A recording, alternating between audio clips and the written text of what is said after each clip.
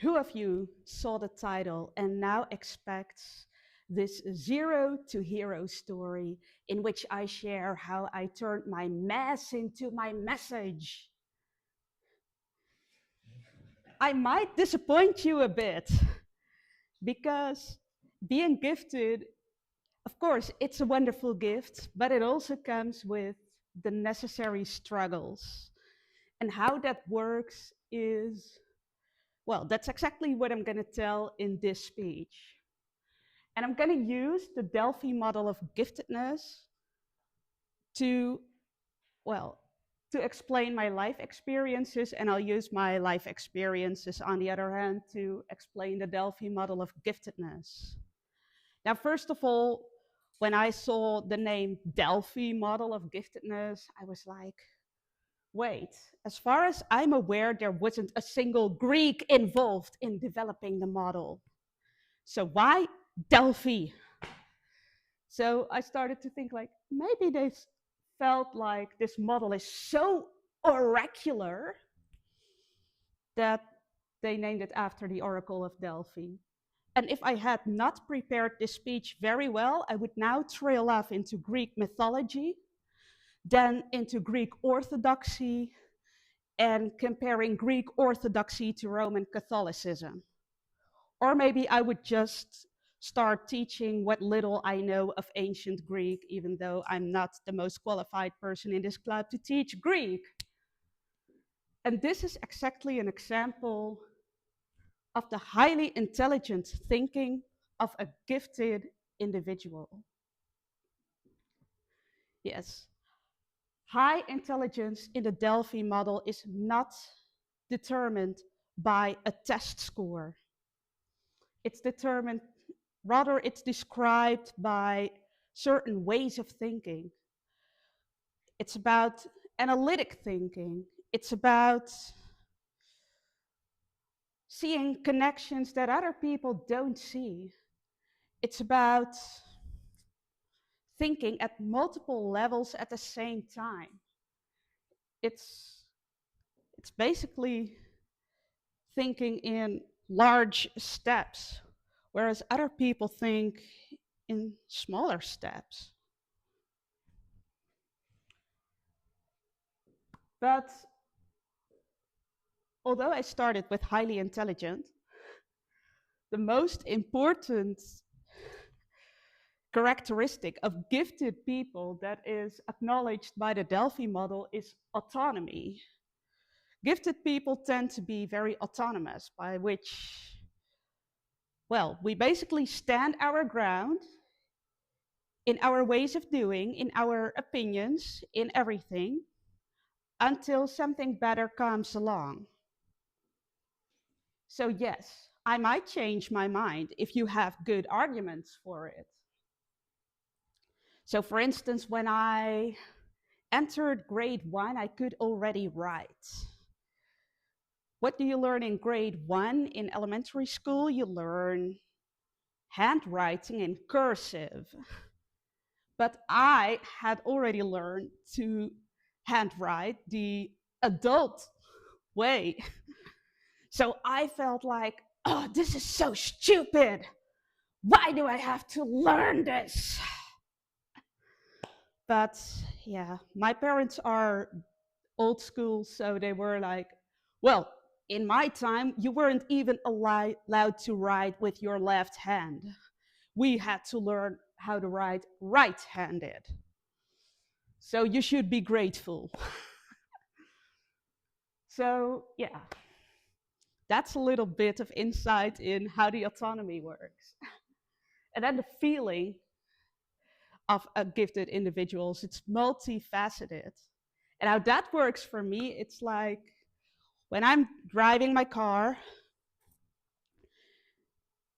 and I meet a jerk on the road, normal people are just ending up in road rage. But I'm not just ending up in road rage. I also feel gratitude if nothing happened in spite of this jerk. And I even feel some empathy for this person. Like, Maybe his parents are dying, or one of his parents is dying, as in, be here in 30 minutes, or you'll never exchange a word with your father or mother again.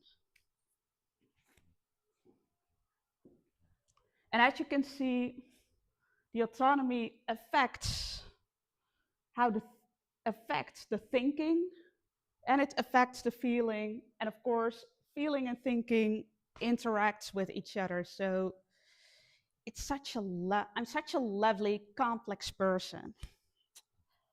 But mind you, I'm not just on my island of gifted people. I'm living in a society. And what the Delphi model points out very nicely, it is not just the characteristics of gifted individuals, but also the interaction of the individuals with the society at large. So, what I want when I step out in society, you see the words passionate and curious. And yes, I can tell you I'm passionate, I'm curious, which is best summarized as I want it all, I want it now. This is a song I once heard on a commercial. And yes, I literally want it all. I want to know everything. So, dear Toastmasters, I'm curious to each and every one of your stories, even if it completely conflicts with my own belief systems. I want to know everything about everything. And when I am really curious about something, whether it's because I see the use of it or because I am genuinely interested, I dive deep.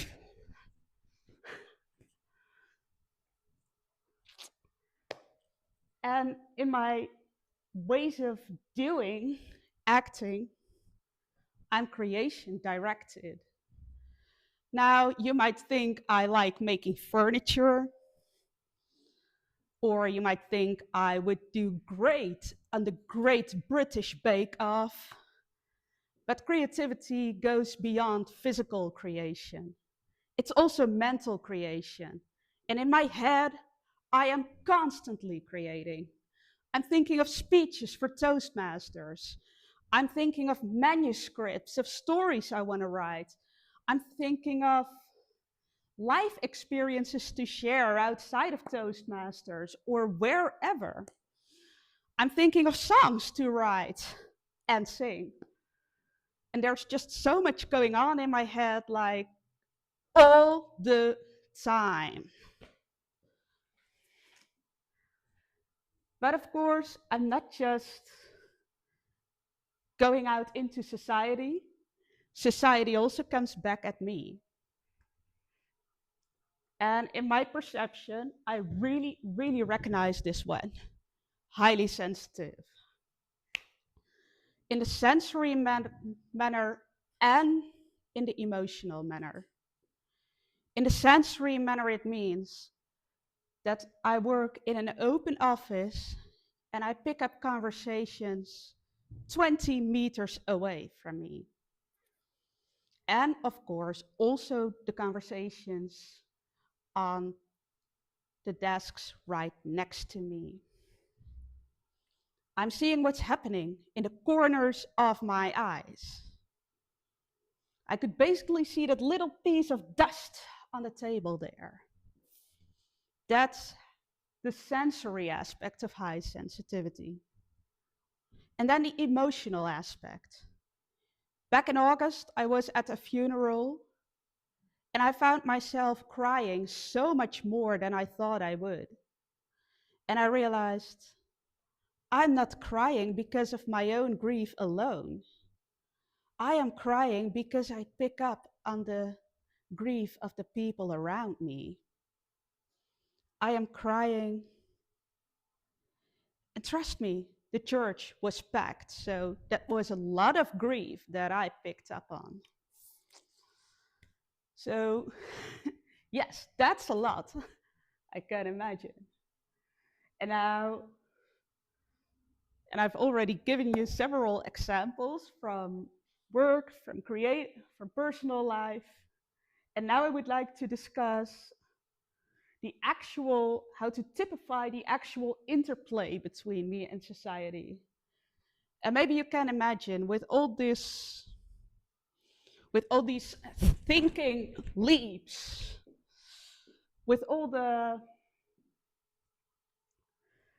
with all the things that I'm constantly creating, whether with my hands or in my head, you could imagine that it's sometimes quite complex because, let's be fair,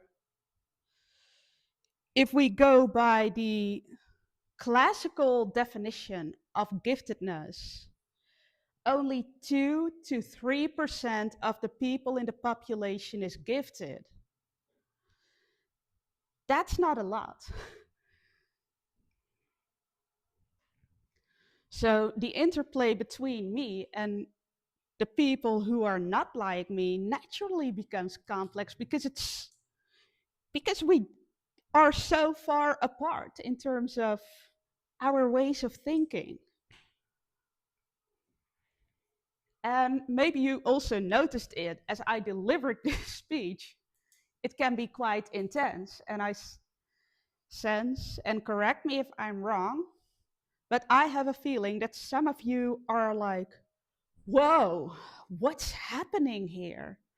This is much, this is a lot to process. But then again, also sparkling original. Who of you, if I had not told this at the beginning of my speech, would have connected the name of this model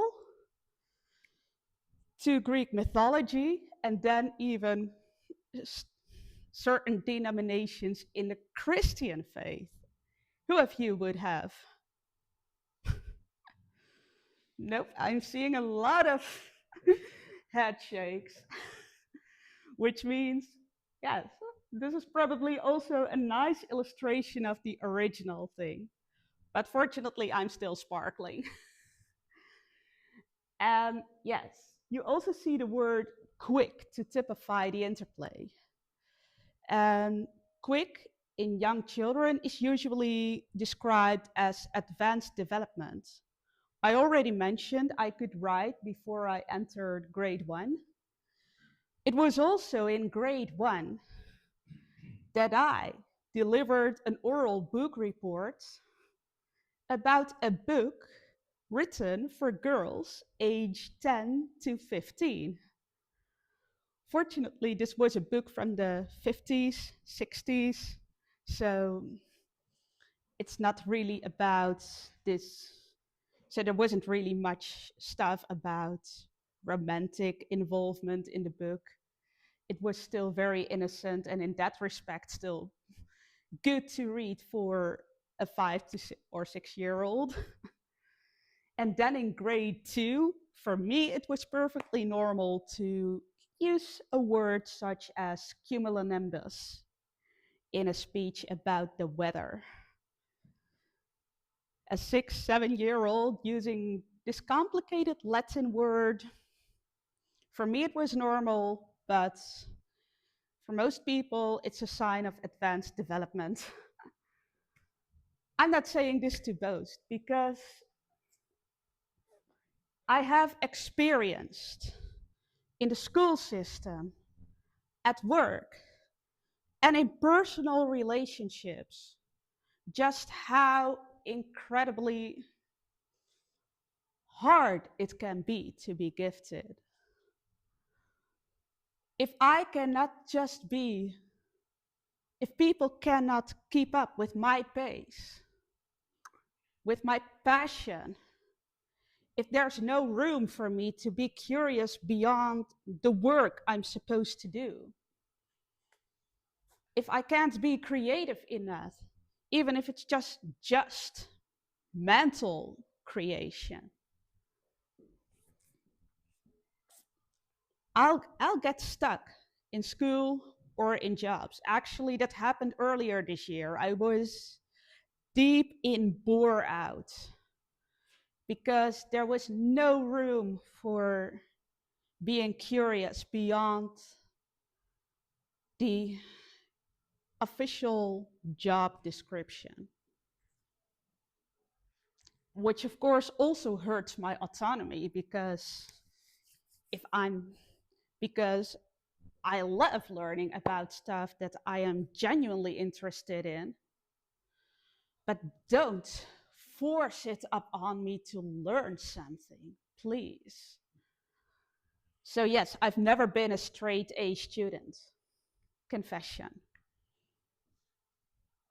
So my conclusion is also in part that the gift of being gifted largely depends on the context you're in.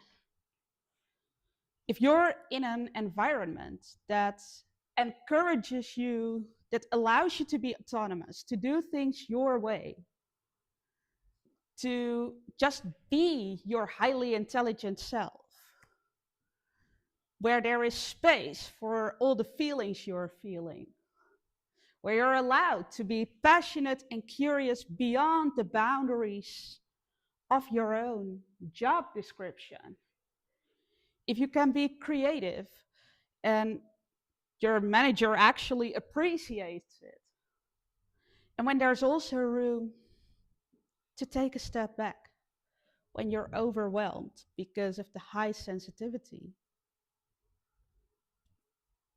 then being gifted is truly a gift. If your environment does not encourage all these wonderful gifts, all these wonderful aspects and characteristics of being gifted and how a gifted individual interacts with the world around him, if it's not appreciated,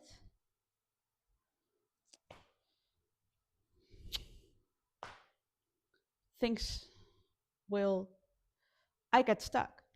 I literally get stuck. And now it's not like I'm expecting of my future husband, if God has a future husband for me, I'm not expecting him to be gifted as well. I don't care. But he has to be able to live with all this. And he has to be able to give me the space to be alone, because I get overwhelmed easily, especially in large groups. I hate big parties. No offense to the Christmas party forthcoming Saturday. It's like, that's a manageable group size for me. It's with a manageable group of people too. But actual big parties, say this entire room would be filled with people at a party, and the party would be all about, as we do in the Netherlands, just people talking with each other. I would love, and with my curiosity, I want to hear all these conversations. I'll get home exhausted. So I think, in my experience, I've faced struggles as a result of being gifted and as a result of how I interact with society. But these struggles have also made me who I am today. They've shaped my personality. They've made me the person I have become today, and the struggles I'm currently experiencing will make me into an even better and stronger person.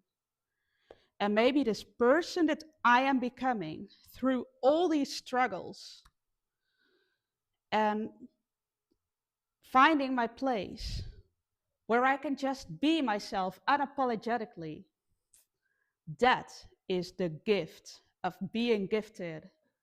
Thank you.